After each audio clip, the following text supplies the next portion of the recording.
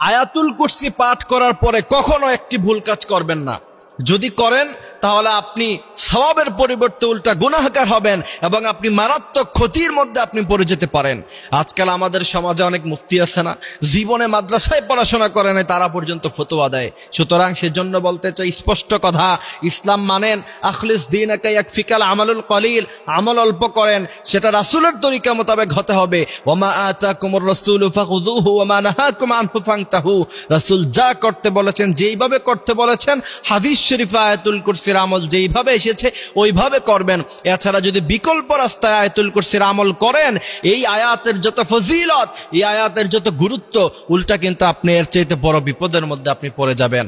আয়াতুল কুরসি হলো কোরআনে কারীমের সবচেয়ে গুরুত্বপূর্ণ অংশ, সবচেয়ে গুরুত্বপূর্ণ আয়াত।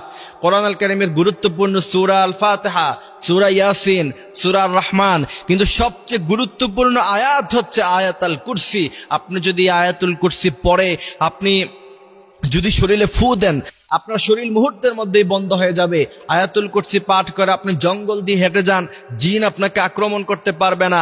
আয়াতুল কুরসি পরে আপনি মাগরিবে পরে ঘর থেকে বের হন, দুষ্ট জিন আপনাকে আক্রমণ করতে পারবে না। ছোট বাচ্চাকে আয়াতুল কুরসি পরে ফু দিয়ে রাখেন, ওই বাচ্চার উপরে কখনো বদনজর পড়বে না। এমন করে হাজার উপকারিতা আছে আয়াতুল কুরসি।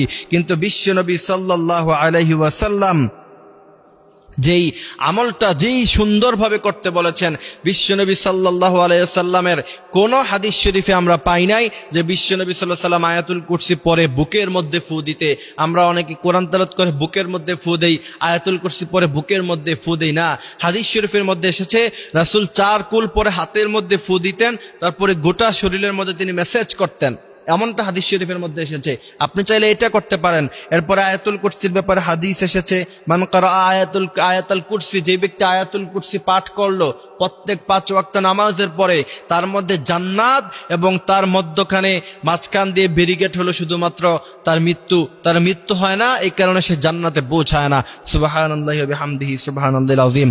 এই জন্য আয়াতুল কুরসি পড়ার পরে বুকের মধ্যে ফু দেওয়া, কোন আয়াত পড়ার পরে বুকের মধ্যে ফু দেওয়া, এগুলি বিদআত। আপনি এই বিদআত যদি চালু করেন, বিশ্বনবী বলছেন কুল্লু বিদআতিন দালালা ওয়া কুল্লু দালালাতিন ফিন্নার। কোন ব্যক্তি যদি বিদআত করে তার অবস্থান হবে সরাসরি জাহান্নামের মধ্যখানে, আর প্রত্যেক বিদআত গুমরাহি। সুতরাং আল্লাহর নবী সাল্লাল্লাহু আলাইহি সাল্লাম আয়াতুল কুরসি পরে 4 কুল তিনি পড়তেন, তারপরে তিনি হাতের মধ্যে ফু দিয়ে পুরো শরীর মেসেজ করতেন। আপনি বুকের মধ্যে ফু দেন কেন? এটা তো হাদিস শরীফে আসে নাই। এই জন্য আল্লাহ সুবহানাহু ওয়া তাআলা বলেন, ওমা আতাকুমুর রাসূলু, রাসূল যা করতে বলেছেন সেটা ধরো, রাসূল যা করতে বলেন নাই সেটা ধরো না। রাসূল যা কখনো করেন নাই সেই আমল আপনি কেন করবেন? এই জন্য আয়াতুল কুরসির আমলগুলি আমরা নিয়মিত পাঠ করব। আয়াতুল কুরসি প্রত্যেক ফরজ নামাজের পরে আমরা ইনশাআল্লাহ তেলাওয়াত করব। আল্লাহ সুবহানাহু ওয়া তাআলা এই আয়াতুল কুরসির ফজিলত আমাদেরকে বোঝার মতো তৌফিক তিনি দান করুক। আমিন।